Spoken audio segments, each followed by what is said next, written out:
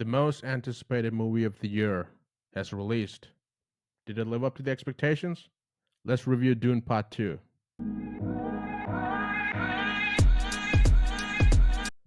All right, guys, welcome to Buddies and Blockbuster. As you know, I'm your host, AJ. Got my on deck cap on to review this great movie for you. And I have Bob as well, being awake right from India.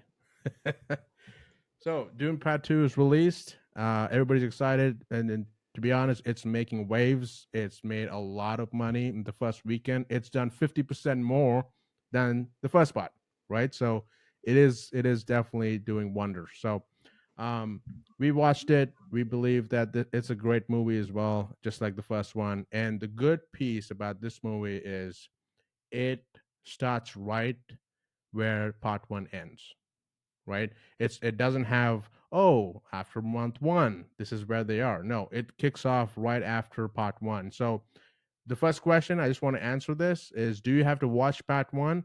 Absolutely. You need to watch part one to understand what's happening in the flow of the movie and understand the story and stuff like that. So for the most part, it has everything that you love from Dune Part One, which is mainly the cinematography. Greg Fraser, my guy. He he always does a great job. He's done wonderful movies in the past, which I've loved, like The Batman, The Creator. Doom Part One was awesome. He carries the same mantle to this movie as well. That's the one piece that everybody's going to talk about is the way how this movie looks. Is beautiful, is immaculate. There's a lot of other words that I can use from the dictionary, but trust me, when you watch this in the theater, you're going to see on how big and wonderful the cinematography of this movie looks. So, in terms of the story, I think part one had a lot of explanations of the different factions. You're understanding the world around it and how things are going with all the politics and stuff like that. In this part, in this movie, the screen time revolves around two main people, the two main leads. It's Paul and Johnny, Timothy Chalamet and Zendaya. I mean, they have the most in terms of screen time, and I think they've done a great job in killing the character because it's done in the most beautiful way in terms of the character arc and the way how they grow together, the relationship and pieces like that.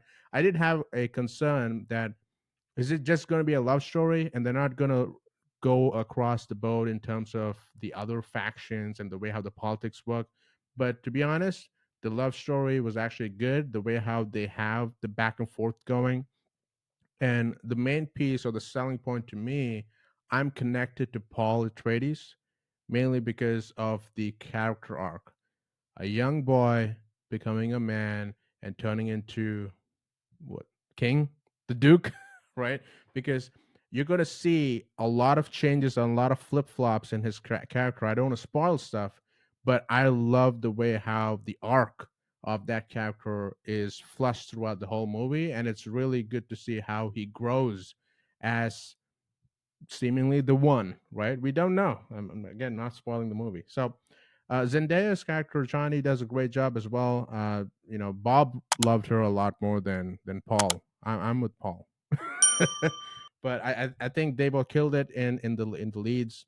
I did want the other characters that I like, like still got to have more screen time, because of the last movie. A couple of characters did take a back seat.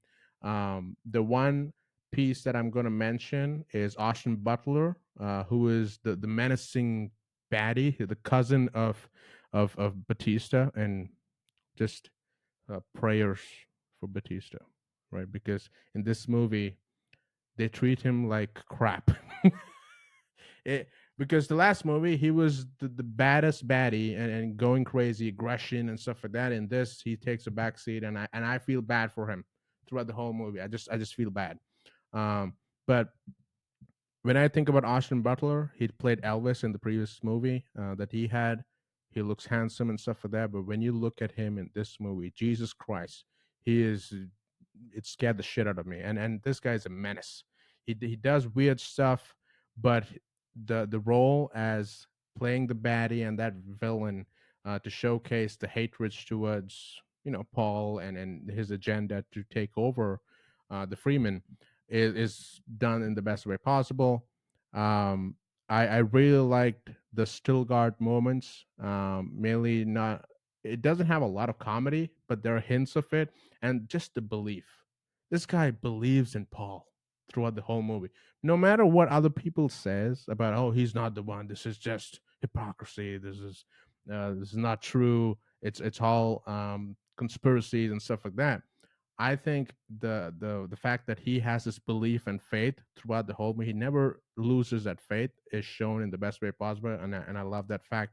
Um, the only, let's say, I wouldn't say it's like true cons, but if you ask me what are the bad pieces of the movie, to me is I was confused about, I told this to Bob.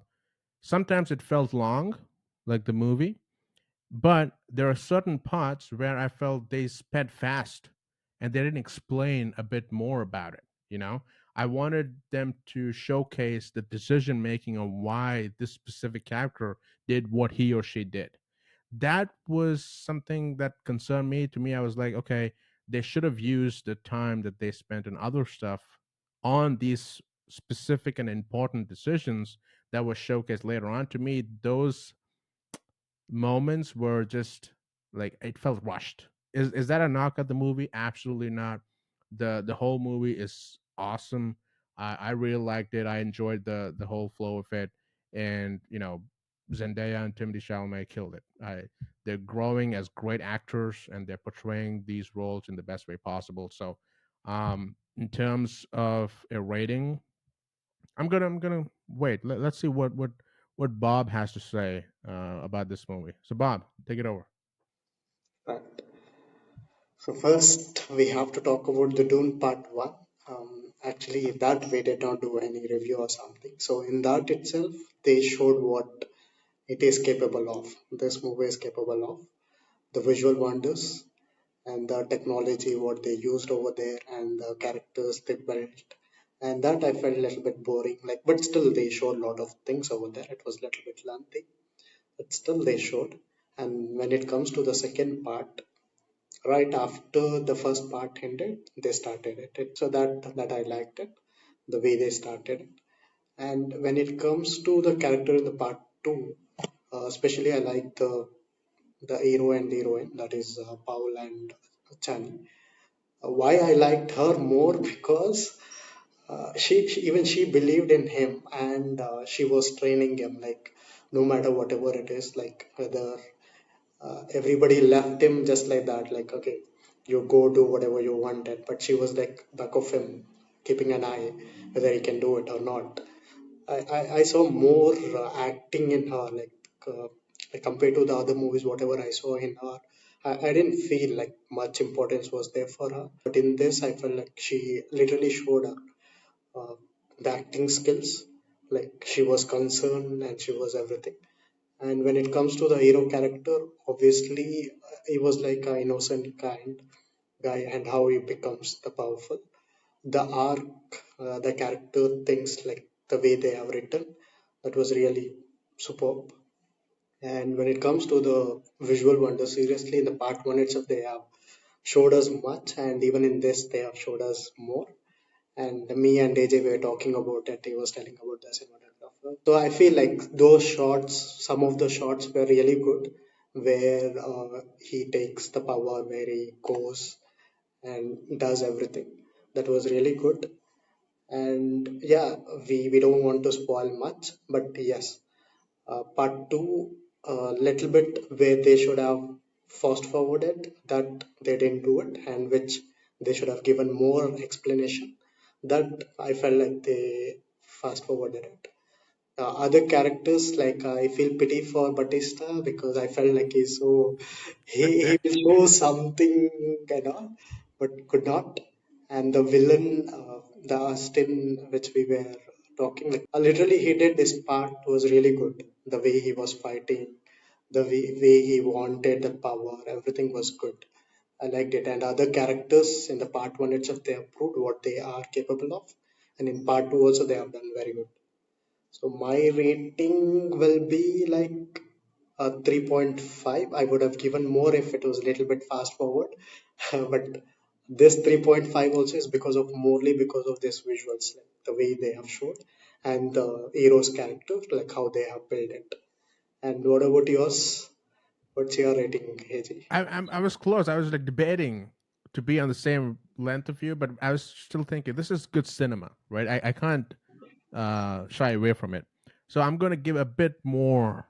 I'm gonna be the good guy. I'm gonna give it a bit more for Dune Part Two. I'm gonna give it a four. You've got to go and watch it in the theater. It should be a four, right? And I wanted to mention one scene, and this is showed in the trailer. I'm not spoiling anything. I really liked in the first part the whole Grail Mother who comes and has the pain box for Paul, say, hey, you got to put your hand and demanding stuff. But in this part, it's flipped. It's the opposite because he gets the power and he says silence. That was the best. There's going to be a lot of memes and gifs about that piece, and I just liked that component being added. So yeah, and I hope you guys liked our review. And as always, be sure to like, subscribe, and share.